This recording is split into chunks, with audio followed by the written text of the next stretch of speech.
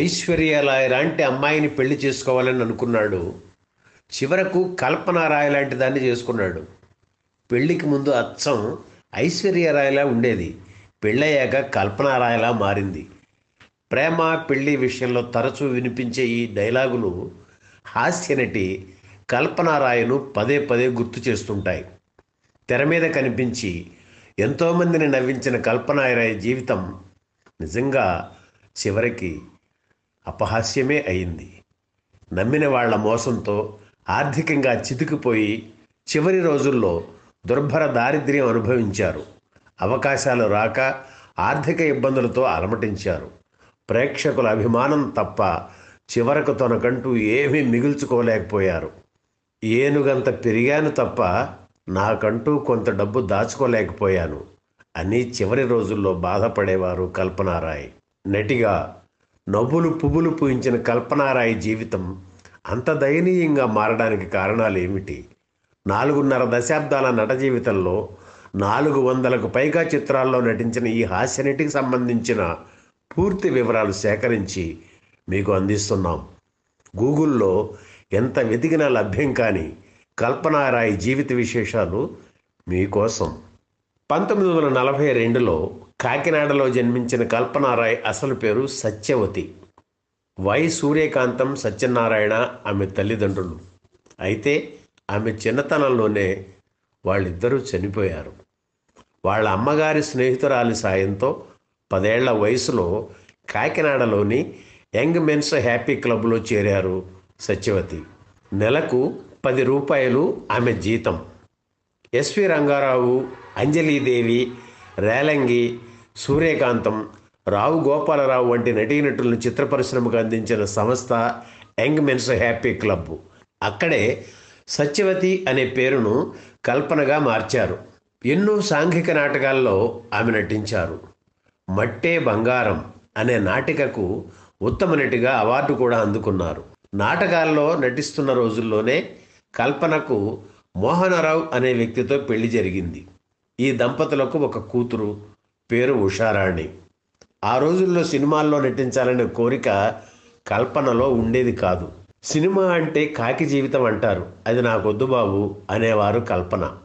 అయితే నాటకాలకు ఆదరణ తగ్గి ఆదాయం పడిపోవడం, భర్త మోహనరావు కూడా తన మీదే ఆధారపడటంతో కూతుర్ని నటి చేయాలని చెన్నై చేరుకున్నారు కల్పన. అయితే కొన్ని చేదు అనుభవాలు ఎదురు కావడంతో కల్పన కుమార్తె ఉషారాణి తను నటించనని చెప్పేశారు. నాటక రంగంలో అనుభవం ఉంది కనుక నువ్వే సినిమాల్లో నటించకూడదా అని కొందరు ప్రోత్సహించడంతో సరేనన్నారు కల్పన. అలా నీడలేని ఆడది చిత్రంలోని వర్ధనమ్మ పాత్రతో తొలిసారి కెమెరా ముందుకు వచ్చారు కల్పన. అప్పటికి ఆ పేరుతో 2-3 ఆర్టిస్టులు ఉండడంతో కల్పన పేరుకు రాయ్ అనే పదం జోడించి కల్పనారాయిగా మార్చారు. నీడలేని ఆడది చిత్రం కంటే కల్పనారాయ్ నటించిన ఓ సీత కథ చిత్రం మొదట విడుదలైంది. అందులో అల్లు రామలింగయ్య భార్యగా నటించి మంచి గుర్తింపు తెచ్చుకున్నారు. ఇక అప్పటి నుంచి నటిగా ఆమె బిజీ అయ్యారు. మిమిక్రీ చేయడంలో కల్పనారాయ్కి మంచి అనుభవం ఉండేది. పురుష కంఠాలను అద్భుతంగా అనుకరిస్తూ సెట్లో అందరినీ నవ్వించేవారు. చిత్ర పరిశ్రమ కల్పనారాయ్ని ఎంతో ఆదరించింది. అత్త, అమ్మ, పిన్ని, నర్సు, సెక్రటరీ ఇలా ఏ వేషం ఉన్నా కల్పనారాయ్ని పిలిచేవారు. అల్లు రామలింగయ్య, రాజబాబు, మాడా వెంకటేశ్వరరావులకు ప్రియురాలిగా కొన్ని చిత్రాల్లో నటించి ప్రేక్షకుల్ని అలరించారు, నవ్వించారు. కూతుర్ని నటి చేయాలన్న కోరిక తీరకపోవడంతో కనీసం మనవరాలను పరిమళను నటిని చేయాలని కలలు కన్నారు కల్పనారాయ్. అందుకోసం తనకి శిక్షణ కూడా ఇప్పించారు. కొన్ని సీరియల్స్, కొన్ని సినిమాల్లో కూడా పరిమళ నటించింది. కాస్త గుర్తింపు వస్తున్న సమయంలో కల్పనారాయ్ ఇష్టానికి వ్యతిరేకంగా ప్రేమలో పడి ప్రేమించిన వ్యక్తిని పెళ్లి చేసుకుని పరిమళ వెళ్ళిపోయింది. ఆ సంఘటనతో షాక్కు గురైన కల్పనారాయ్ కాకినాడ తిరిగి వెళ్ళిపోయారు. అంతకుముందు తన బంధువులు ఎందరికో సాయం చేశారు కల్పనారాయ్. కానీ ఆమె కాకినాడ వెళ్ళేసరికి ఆమె ఎవరో తెలియనట్లే ప్రవర్తించారు బంధువులు. సినిమాల్లో బిజీగా నటిస్తున్న సమయంలో రేపటి గురించి కల్పనారాయ్ ఆలోచించలేదు. తన చుట్టూ ఉన్నవాళ్లే తన లోకంగా బ్రతికారు. వాళ్లే మోసం చేయడంతో ఆమె తట్టుకోలేకపోయారు.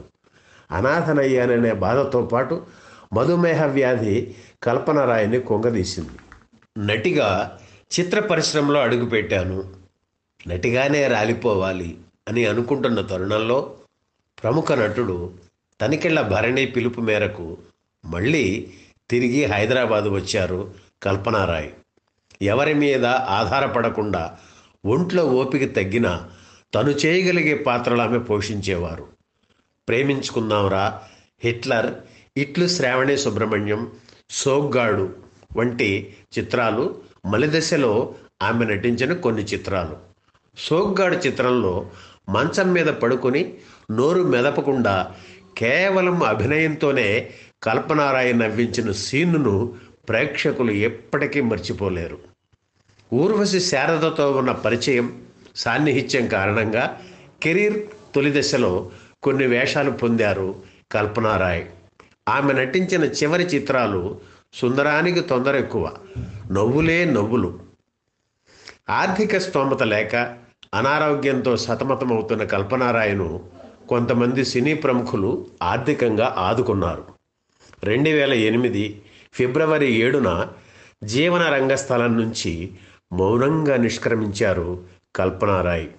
ఆమెకు అంత్యక్రియలు చేయడానికి కూడా డబ్బు లేకపోవడంతో మూవీ ఆర్టిస్ట్ అసోసియేషన్ ముందుకు వచ్చి ఆ కార్యక్రమం జరిపించింది.